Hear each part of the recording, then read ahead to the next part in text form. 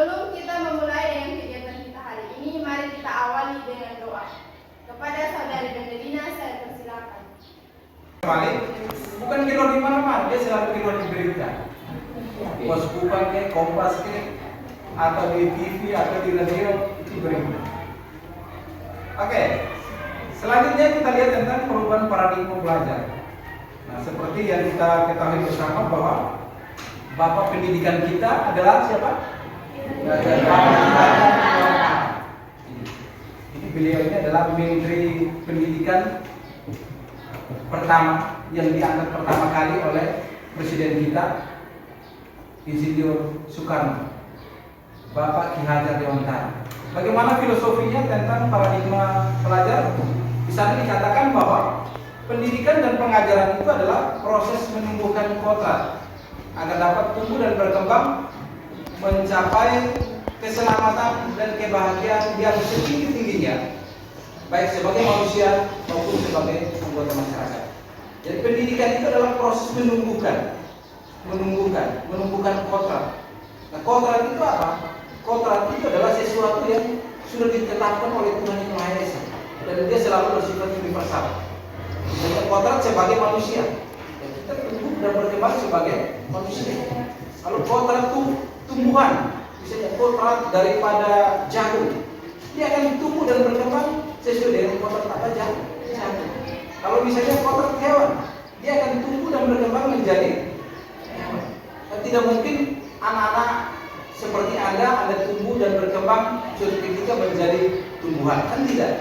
Kita sudah dikodratkan oleh Tuhan Yang Maha Esa menjadi manusia yang hidup dan sempurna. Nah, pendidikan itu harus berpihak pada siswa agar mereka tumbuh sesuai dengan kodrat alam maupun kodrat sama. Jadi ada dua kodrat, itu kodrat alam dan kodrat sama. Kodrat alam itu seperti apa? Kodrat alam itu adalah bawaan pribadi, perilaku kita, sikap kita. Sementara kodrat sama, ya kodrat sama ini disesuaikan dengan sama sekarang. Misalnya pembelajaran Anda sekarang sudah menggunakan HP. Kalau kami dulu HP belum ada. Ini adalah sama. Lalu berikut kita lihat tentang budaya positif. Apa itu budaya positif? Ya, budaya positif itu adalah perwujudan dari nilai-nilai atau keyakinan universal yang diterapkan di sekolah. Budaya positif yang diterapkan di sekolah itu adalah salah satu perwujudan dari visi guru yang mengandung nilai-nilai kebajikan sesuai dengan tujuan pendidikan nasional yang dijabarkan dalam Profil Pelajar Pancasila. Ada nilai-nilai yang kita harus lakukan di sekolah. Ini arti daripada budaya positif. Budaya positif perwujudan nilai-nilai dari sebuah keyakinan universal yang diterapkan di sekolah. Kita lihat di sini. Menurut Ki Hajar Dewantara dan Dayan Gosen, ini adalah dua orang ahli pendidikan.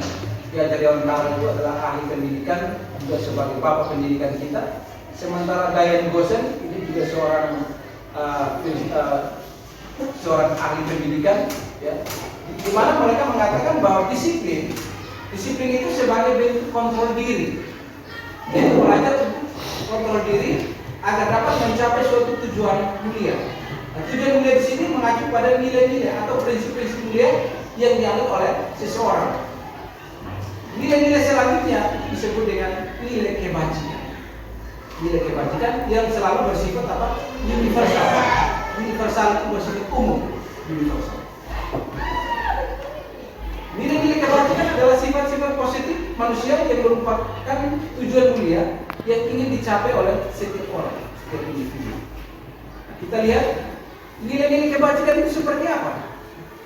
Ada peduli, ada keterus-terangan, ada kebersihan, ada komitmen, ada belas kasih, ada percaya diri, belas kasih, ada bertujuan, tenggang rasa, ada gotong royong, ada rajin, keberanian, kesantunan, ada kreatif, ada semangat, kedermawanan, kejujuran, harga diri, rendah hati, ada integritas, hormat, dan seterusnya sampai pada pengertian. Nilai-nilai inilah yang disebut dengan apa? Nilai kebajikan universal. Yang kemudian diterapkan dalam pendidikan. Terima kasih kepada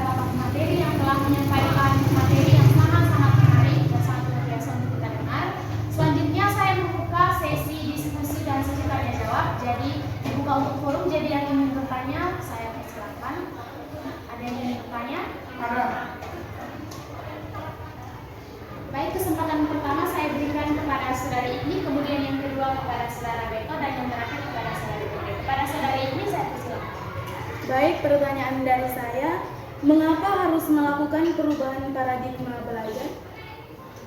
Baik, pertanyaan dari saya juga, bagaimana cara menerapkan budaya positif di sekolah?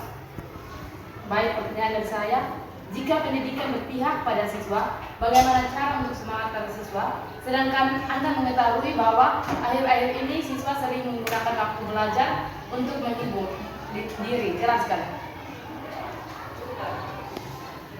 Baik, selanjutnya saya berikan kesempatan kepada Bapak Bupati untuk menjawab 3 pertanyaan dari Oke, baik, terima kasih moderator. Tepuk tangan dulu untuk kita semua. Pertanyaannya luar biasa, menarik sekali. Jadi saya jawab satu-satu ya. Yang pertama tadi dari Yosa Tele, ya, bagaimana kita mengapa harus melakukan perubahan paradigma belajar. Ya.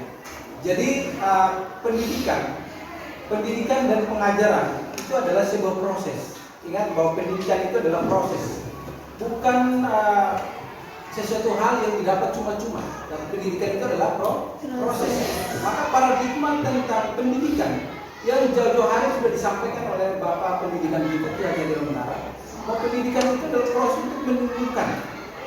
Selama ini yang kita lakukan, baik di rumah maupun di sekolah, itu kebanyakan bukan menumbuhkan, tetapi ada semacam sesuatu yang bukan menunjukkan ciri-ciri daripada pendidikan itu sendiri.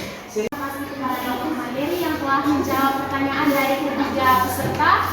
Bagaimana jawaban dari Bapak Mandiri, bisa diterima? Bisa. Baik. Jadi kita telah sampai pada penghujung acara hari ini, yaitu acara yang sangat-sangat menyenangkan.